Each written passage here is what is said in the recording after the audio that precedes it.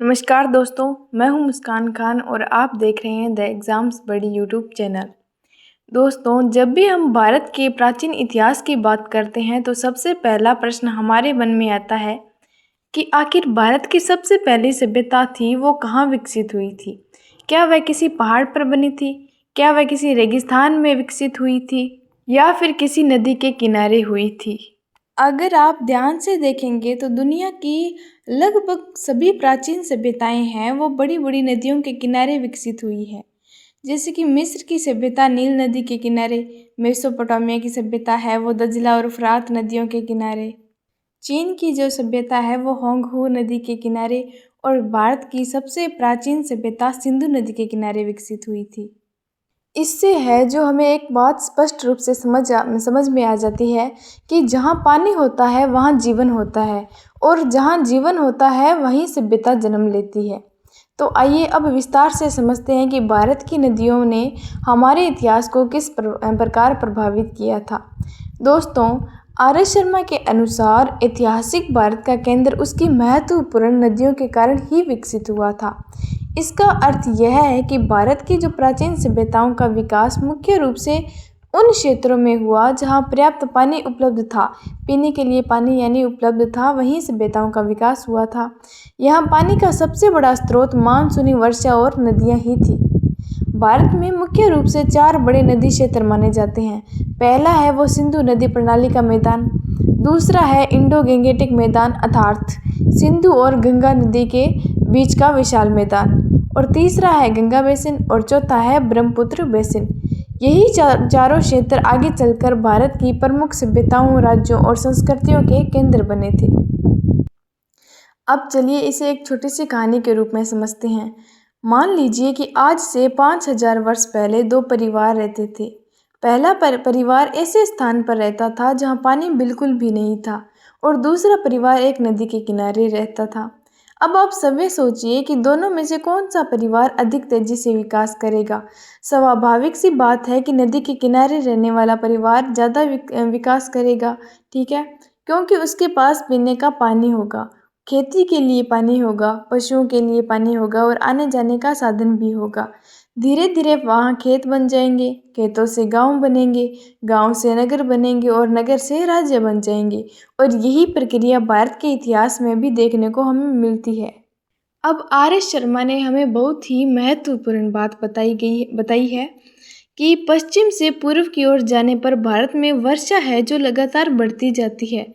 पश्चिमी भाग में लगभग 25 सेंटीमीटर वर्षा होती थी, जबकि पूर्वी भाग में यही वर्षा बढ़कर लगभग 250 सेंटीमीटर तक पहुंच जाती थी। अब यहाँ एक प्रश्न उठता है कि वर्षा बढ़ने या घटने में इतिहास पर क्या प्रभाव पड़ा था। दोस्तों, वर्षा का सीधा संबंध जंगलों से होता है। जहाँ कम वर्षा होगी वहाँ जंगल कम होंगे और जहाँ अधिक वर्षा होगी वहाँ जंगल बहुत घने होंगे, और यही बात भारत के इतिहास को भी प्रभावित करती है। सबसे पहले बात करते हैं उस क्षेत्र की जहाँ वर्षा केवल 25 से 37 सेंटीमीटर के बीच में होती थी। यहाँ वनस्पति बहुत ही कम मात्रा में थी। कम जंगल होने के कारण पत्थर और तांबे के औजार थे, उनसे भी जो हथियार बनते थे उससे भी पेड़ काटना संभव था, और इसीलिए इन क्षेत्रों में खेती सबसे पहले संभव हुई, ठीक है, और सबसे पहले शुरू हो गई थी। और यही कारण है कि सिंधु क्षेत्र में मानव ने सबसे पहले स्थायी बस्तियां बसाई थी। अब हम अगले क्षेत्र की बात करते हैं जहाँ वर्षा 37 से 60 सेंटीमीटर के बीच में होती थी। यह पश्चिमी गंगा का क्षेत्र था जहाँ जंगल पहले क्षेत्र की तुलना में कुछ अधिक ज़्यादा थे, ठीक है, अधिक थे, लेकिन फिर भी पत्थर और तांबे के औजारों की सहायता से खेती करना संभव था। इसीलिए धीरे धीरे मानव यहाँ भी बसने लगा था। अब हम ऐसे क्षेत्र के में पहुँचते हैं जहाँ वर्षा 60 से 125 सेंटीमीटर तक हो जाती थी, ठीक है। यहाँ जंगल काफ़ी घने थे, यानी कि जंगल थे वो काफ़ी ज़्यादा मात्रा में थे और पेड़ बहुत ज़्यादा थे, ऐसा मान लो। इन घने जंगलों को केवल पत्थर और तांबे के औजारों से साफ करना लगभग असंभव था। इसीलिए इस क्षेत्र में खेती का विकास बहुत ही धीमी गति से हुआ। अब हम सबसे अधिक वर्षा वाले क्षेत्र की बात करते हैं जहाँ वर्षा 125 से 250 सेंटीमीटर तक होती थी। इस क्षेत्र में गंगा और ब्रह्मपुत्र की निचली घाटियाँ आती थी। यहाँ जंगल थे, अत्यंत घने थे, भूमि भी कठोर थी। ऐसे जंगलों को साफ करना केवल लोहे के औजारों की सहायता से ही संभव था। लेकिन उस समय एक लोहे का व्यापक उपयोग शुरू नहीं हुआ था। ठीक है, उस समय तक लोहे का जो व्यापक उपयोग ही शुरू नहीं हुआ था। यही कारण है कि इस क्षेत्र में मानव बसावट और कृषि का विकास सबसे बाद में हुआ था। तो दोस्तों, यहाँ हमें एक बहुत महत्वपूर्ण बात समझनी चाहिए कि भारत में सभ्यता पूर्व से पश्चिम नहीं फैली थी, बल्कि पश्चिम से पूर्व की ओर बढ़ी थी। सबसे पहले सिंधु क्षेत्र विकसित हुआ, उसके बाद पश्चिमी गंगा का क्षेत्र, फिर मध्य गंगा के क्षेत्र और अंत में पूर्वी गंगा तथा ब्रह्मपुत्र क्षेत्र का विकास हुआ। यह प्रश्न प्रतियोगी परीक्षाओं में भी कई बार पूछे गए हैं। दोस्तों, अब हमने समझा कि भारत में सभ्यता का विकास नदियों और वर्षा के कारण हुआ था। लेकिन अब एक बहुत महत्वपूर्ण प्रश्न उठता है कि जब लोग नदियों के किनारे रहते थे तो उनके जीवन में सबसे बड़ा परिवर्तन था, वो क्या आया था? इसका उत्तर हमारे पास है कृषि का, कि कृषि था वही मानव जीवन में सबसे ज़्यादा परिवर्तन लेके आया था। ठीक है, जब लोग नदियों के किनारे बस गए थे तो उनको कृषि की जानकारी हो गई थी। जब मनुष्य ने खेती करना सीख लिया तब उसके जीवन में एक क्रांतिकारी बदलाव आया था। पहले मनुष्य भोजन की तलाश में एक स्थान से दूसरे स्थान पर भटकता रहता था, लेकिन खेती शुरू होने के बाद उसे स्थायी रूप से रहने का स्थान मिल गया था। और यही कारण है कि जैसे जैसे खेती का विकास हुआ वैसे वैसे गांव बने, गांवों से नगर बने और नगरों से बड़े बड़े राज्य विकसित होने लगे थे। रामशरण शर्मा ने बताया है कि एक बार जब कृषि शुरू होने के बाद इंडस गंगेटिक मैदानों में फसलों का भरपूर उत्पादन होने लगा था और इसी उत्पादन ने विभिन्न संस्कृतियों को आगे बढ़ने का अवसर दिया था। कौन सी फसल कहाँ उगाई जाती थी? अब प्रश्न उठता है कि भारत के अलग अलग क्षेत्रों में कौन कौन सी फसलें उगाई जाती थी। सबसे पहले बात करते हैं सिंधु घाटी और पश्चिमी गंगा क्षेत्र की। यहाँ वर्षा अपेक्षाकृत कम होती थी, इसीलिए इन क्षेत्रों में मुख्य रूप से गेहूँ और जौ की खेती होती थी। यदि हम मध्य गंगा और निचले गंगा मैदान की बात करें तो यहाँ वर्षा अधिक होती थी और जल की कोई कमी नहीं थी, इसीलिए इस क्षेत्र में बड़े पैमाने पर चावल की खेती की जाती थी। रामशरण शर्मा ने हमें यह भी बताया है कि यही चावल गुजरात और विंध्य पर्वत के दक्षिण में रहने वाले लोगों का भी प्रमुख भोजन बन गया था। इस प्रकार हम कह सकते हैं कि जहाँ कम वर्षा हुई वहाँ गेहूँ और जौ प्रमुख फसल बने, जबकि जहाँ अधिक वर्षा हुई वहाँ चावल की खेती का विकास हुआ था, चावल की खेती में बढ़ोतरी हुई थी। आगे हम बात करते हैं कि मान लीजिए आपके पास दो खेत है। पहला खेत राजस्थान में है जहाँ वर्षा कम होती है, दूसरा खेत बिहार में है जहाँ वर्षा अधिक होती है। अब यदि आपको इन दोनों खेतों में खेती करनी हो तो क्या दोनों जगह एक ही फसल बोएंगे? बिल्कुल नहीं। राजस्थान जैसे कम वर्षा वाले क्षेत्र में गेहूं और जौ की खेती अधिक सफल होगी, जबकि बिहार जैसे अधिक वर्षा वाले क्षेत्र में धान यानी चावल की खेती सबसे अच्छी होगी। ठीक यही बात प्राचीन भारत में भी देखने को मिलती है। अब हम एक अत्यंत महत्वपूर्ण बिंदु पर आते हैं। लेखक के अनुसार सबसे पहले हड़प्पा संस्कृति का विकास सिंधु घाटी में हुआ था। इसके बाद उत्तर पश्चिमी भारत में वैदिक संस्कृति का उदय हुआ। धीरे धीरे वैदिक संस्कृति पंजाब से आगे बढ़ते हुए पश्चिमी गंगा के मैदान तक पहुंची। इसके बाद मध्य गंगा बेसिन में उत्तर वैदिक संस्कृति का भी विकास हुआ। फिर जैसे जैसे लोहे का उपयोग बढ़ा वैसे वैसे मानव ने घने जंगलों को काटकर पूर्वी गंगा घाटी और आगे ब्रह्मपुत्र घाटी तक अपनी बस्तियां बसानी शुरू कर दी थी। यानी भारत की सभ्यता का विस्तार हमेशा पश्चिम से पूर्व की दिशा में हुआ। अब हमारे पास एक प्रश्न आता है कि आखिर लोहे को ही इतना महत्वपूर्ण क्यों माना जाता था? जब तक मनुष्य केवल पत्थर और तांबे के औजारों का उपयोग करता था तब तक घने जंगलों को काटना लगभग असंभव था। लेकिन जब लोहे के औजार बनने लगे थे तब पहली बार बड़े बड़े वृक्ष थे उनको काटना संभव हुआ था। जंगल साफ हुए, खेती का क्षेत्र बढ़ा, नई बस्तियां बसने लगी और पूर्वी भारत का विकास तेजी से होने लगा। यही कारण है कि इतिहासकार लोहे के उपयोग को भारत के इतिहास का एक ही बहुत ही महत्वपूर्ण मोड़ है वो मानते हैं। नेक्स्ट हम बात करते हैं कि अगर आप सोच रहे हैं कि नदियाँ केवल खेती के लिए उपयोगी थी, तो ऐसा तो बिल्कुल है नहीं। नदियाँ उस समय की सबसे बड़ी सड़कें भी थीं। आज हम सड़क, रेल और हवाई जहाज का उपयोग करते हैं, लेकिन प्राचीन भारत में नदियाँ ही लोगों और सामान को एक स्थान से दूसरे स्थान तक पहुँचाने का सबसे आसान साधन मानी जाती थी। इसी कारण आगे चलकर नदियों के किनारे बड़े बड़े नगर भी विकसित हुए थे। चलिए कुछ महत्वपूर्ण तथ्यों के बारे में बात करते हैं कि कृषि ने मानव के जीवन को स्थायी बनाया है। सिंधु और पश्चिमी गंगा क्षेत्र में गेहूं और जौ की खेती होती थी। मध्य और निचले गंगा क्षेत्र में चावल की खेती विकसित हुई। सबसे पहले हड़प्पा संस्कृति विकसित हुई, उसके बाद वैदिक संस्कृति का विकास हुआ। लोहे के उपयोग ने घने जंगलों को साफ कर पूर्वी भारत के विकास का मार्ग प्रशस्त किया था। नेक्स्ट हम बात करते हैं कि नदियाँ केवल खेती के लिए ही नहीं थी। दोस्तों, अभी तक हमने देखा कि नदियों ने कृषि को विकसित किया, लेकिन अगर आप सोचते हैं कि नदियाँ केवल खेती के लिए ही उपयोगी थी, तो ऐसा बिल्कुल नहीं था। प्राचीन भारत में नदियाँ व्यापार और संचार की धमनियों के रूप में कार्य करती थी। जिस प्रकार हमारे शरीर में धमनियाँ रक्त को एक स्थान से दूसरे स्थान तक पहुँचाती है, उसी प्रकार ही नदियाँ थीं। वह भी लोगों, वस्तुओं और विचारों को एक स्थान से दूसरे स्थान तक पहुंचाने का कार्य करती थी। आज हमारे पास सड़कें, रेल मार्ग, हवाई जहाज और एक्सप्रेस वे है, लेकिन उस समय इस सुविधा का अस्तित्व नहीं था। इसीलिए लोगों और सामान को एक स्थान से दूसरे स्थान तक पहुंचाने का सबसे सरल और सस्ता और सुरक्षित साधन नदियां ही थी। इसी कारण इतिहासकार नदियों को प्राचीन भारत की जीवन रेखा भी कहते हैं। अब एक रोचक तथ्य जानिए।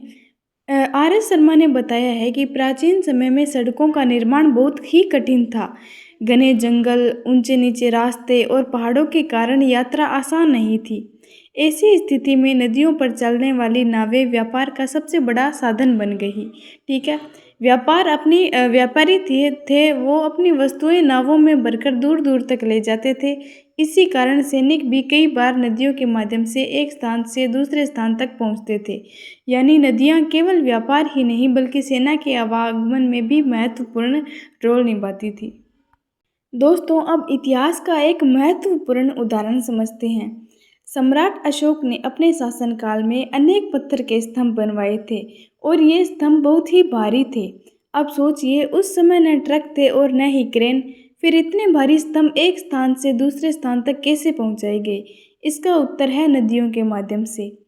आर.एस. शर्मा ने बताया है कि अशोक द्वारा बनवाए गए पत्थर के स्तंभों को नावों के द्वारा देश के विभिन्न भागों तक पहुंचाया गया और यही कारण है कि नदियां उस समय परिवहन का सबसे विश्वसनीय साधन बन गई थी।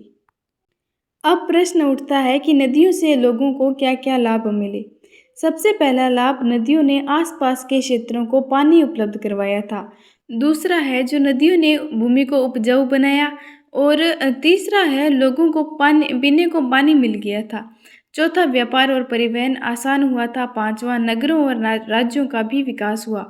यानी यदि नदियां न होती तो प्राचीन भारत का विकास भी संभव नहीं होता। लेकिन फ्रेंड्स, हर चीज़ के दो पहलू होते हैं। जिस प्रकार नदियां जीवन देती है, उसी प्रकार कभी कभी विनाश भी कर देती है। आर.एस. शर्मा ने बताया है कि समय समय पर नदियों ने भीषण बाढ़ आती थी। नदियां हैं, उनसे भीषण बाढ़ आती थी। ठीक है, बहुत तेज मात्रा में बाढ़ आती थी और इन बाढ़ों के कारण कई नगर, गांव और प्राचीन इमारतें पूरी तरह नष्ट हो जाती थी। यानी नदियां जहां एक ओर समृद्धि लाती थी, वहीं दूसरी ओर विनाश का भी कारण बन जाती थी। अब एक बहुत ही महत्वपूर्ण प्रश्न आता है, बड़े नगर नदियों के किनारे ही क्यों बसे? हरियाणा, प्रयागराज, वाराणसी और पाटलिपुत्र जैसे बड़े नगर नदियों के किनारे ही क्यों विकसित हुए? इसका उत्तर बहुत ही सरल है, क्योंकि जहाँ नदी होती थी वहीं पानी मिलता था, खेती अच्छी होती थी, व्यापार आसान होता था, यातायात की सुविधा मिलती थी और लोगों को रोजमर्रा की सभी आवश्यकताएं आसानी से पूरी हो जाती थी। ठीक है, इसी कारण प्राचीन काल के अधिकांश बड़े नगर नदियों के किनारे ही बसे थे। अब हम बात करते हैं कि आधुनिक समय से प्राचीन काल की तुलना करते हैं। यदि हम आधुनिक समय से तुलना करें तो आज बड़े शहर, रेलवे जंक्शन, राष्ट्रीय राजमार्ग और औद्योगिक क्षेत्रों के आसपास विकसित होते हैं, लेकिन प्राचीन भारत में ऐसा बिल्कुल नहीं था। उस समय अधिकांश नगर नदियों के किनारे और नदी संगमों पर बसाए जाते थे। यही कारण है कि प्रयागराज, वाराणसी और पाटलिपुत्र जैसे नगर इतिहास में अत्यंत महत्वपूर्ण बन गए। तो दोस्तों, आज हमने इतना समझा है कि नदियाँ प्राचीन भारत की व्यापार और संचार की धमनियाँ थी। सड़कों के अभाव में नावें ही परिवहन का सबसे बड़ा साधन थी। सम्राट अशोक के पत्थर के स्तंभ भी नावों द्वारा पहुंचाए गए थे। नदियों ने खेती, व्यापार और नगरों के विकास में महत्वपूर्ण भूमिका निभाई थी। लेकिन समय समय पर आने वाली बाढ़ों ने कई नगरों और इमारतों को भी नष्ट कर दिया। इसीलिए प्राचीन भारत का इतिहास नदियों के बिना अधूरा है। नेक्स्ट हम बात करते हैं कि नदियाँ कैसे बन गई। राजनीतिक और सांस्कृतिक सीमाओं के बारे में बात करते हैं। तो दोस्तों, अब तक हमने देखा कि नदियाँ खेती, व्यापार और परिवहन का आधार थी। लेकिन अब आर.एस. शर्मा हमें नई बात बताते हैं। प्राचीन भारत में नदियाँ केवल जल का स्रोत नहीं थी, बल्कि उन्होंने राज्यों और संस्कृतियों की सीमाएं भी निर्धारित की थी। जिस प्रकार पर्वत प्राकृतिक सीमाएं बनाते हैं, उसी प्रकार कई नदियां भी अलग अलग क्षेत्रों को एक दूसरे से अलग करती थी और इसी कारण भारत के अलग अलग भागों में अलग अलग संस्कृतियां विकसित हुई। अब सबसे पहले बात करते हैं कलिंग की। प्राचीन भारत का कलिंग वर्तमान उड़ीसा के तटीय क्षेत्र में स्थित था। यह क्षेत्र उत्तर में महानदी और दक्षिण में गोदावरी नदी के बीच फैला हुआ था। समुद्र के निकट होने के कारण कलिंग का समुद्री व्यापार बहुत ही विकसित हुआ था और इसी कारण यह प्राचीन भारत का एक समृद्ध और शक्तिशाली क्षेत्र बन गया था। याद रखिए, यही वह कलिंग है जिस पर विजय प्राप्त करने के बाद सम्राट अशोक के जीवन में बड़ा परिवर्तन आया था और उन्होंने बौद्ध धर्म अपनाया था और धम्म महामंत्र का भी चलन किया था। नेक्स्ट हम बात करते हैं आंध्र प्रदेश के बारे में। अब बात करते हैं आंध्र प्रदेश की। तो आर.एस. शर्मा बताते हैं कि प्राचीन आंध्र प्रदेश मुख्य रूप से उत्तर में गोदावरी और दक्षिण में कृष्णा नदी के बीच स्थित था। सातवाहन शासकों के समय यह क्षेत्र अत्यंत महत्वपूर्ण बन गया था। क्योंकि गोदावरी और कृष्णा नदियां बंगाल की खाड़ी में विशाल डेल्टा बनाती है। डेल्टा की भूमि अत्यधिक उपजाऊ होती है, इसीलिए वहाँ कृषि, व्यापार और जनसंख्या तीनों का तेजी से विकास हुआ था। तमिलनाडु और कावेरी घाटी के बारे में बात करें तो अब दक्षिण भारत के सबसे महत्वपूर्ण क्षेत्र आ जाते हैं तमिलनाडु। प्राचीन तमिलनाडु का अधिकांश भाग उत्तर में कृष्णा नदी और दक्षिण में कावेरी नदी के बीच माना गया है। दक्षिण में कावेरी घाटी लगभग वैगई नदी तक फैली हुई थी। कावेरी नदी को दक्षिण भारत की जीवनदायिनी भी कहा जाता है। इसकी उपजाऊ भूमि पर खेती खूब होती थी और इसी कारण यहाँ प्रारंभिक काल से ही चोल, चेर और पांड्य जैसे शक्तिशाली राज्यों का विकास हुआ था। पूर्वी तट यानी कि कोरोमंडल तट। अब बात करते हैं पूर्वी समुद्र तट की। भारत का पूर्वी तट कोरोमंडल तट कहलाता है। पूर्वी घाट बहुत अधिक ऊंचे नहीं हैं, इसी कारण अनेक नदियां इन्हें पार करके बंगाल की खाड़ी में गिरती है। इन नदियों ने बड़े बड़े डेल्टा बनाए हैं और इसी कारण इस क्षेत्र में खेती और बंदरगाह दोनों का विकास हुआ है। कोरोमंडल तट पर अरकमेडु, महाबलीपुरम और कावेरीपट्टनम जैसे प्रसिद्ध बंदरगाह स्थित थे और इन बंदरगाहों से दक्षिण पूर्व एशिया का व्यापार किया जाता था। अब भारत के पश्चिमी तट की ओर चलते हैं। आर.एस. शर्मा बताते हैं कि पश्चिमी भाग में पूर्वी तट जैसी बड़ी क्षेत्रीय इकाइयाँ नहीं थी। दक्षिण पश्चिम का समुद्री तट मालाबार तट कहलाता है। यह क्षेत्र आज के केरल के आसपास स्थित है। यहाँ अनेक छोटे छोटे बंदरगाह विकसित हुए हैं, लेकिन एक बड़ी समस्या थी। पश्चिमी घाट बहुत ऊंचे और कठिन थे, इसीलिए समुद्र तट से अंदरूनी क्षेत्रों तक आना जाना आसान नहीं था। यही कारण है कि महाराष्ट्र, कर्नाटक और केरल के तटीय क्षेत्रों का संपर्क लंबे समय तक सीमित रहा था। नेक्स्ट हम बात करते हैं राजस्थान की। उत्तर भारत और दक्षिण भारत के बीच का विशाल क्षेत्र अरावली पर्वतमाला द्वारा दो भागों में बांटा गया है। अरावली के पश्चिम में थार का विशाल रेगिस्तान स्थित है। प्राचीन समय में रेगिस्तान के कारण यहाँ बड़ी बड़ी मानव बस्तियाँ बसाना कठिन था, लेकिन लोग ऊँटों की सहायता से रेगिस्तान पार करते थे। राजस्थान का दक्षिण पूर्वी भाग अपेक्षाकृत अधिक उपजाऊ था। यहीं पर है जो खेतड़ी की तांबे की खानें हैं वो स्थित थी। इसी कारण ताम्र युग में यह क्षेत्र विशेष रूप से आबाद हुआ था। अब बात करते हैं गुजरात की।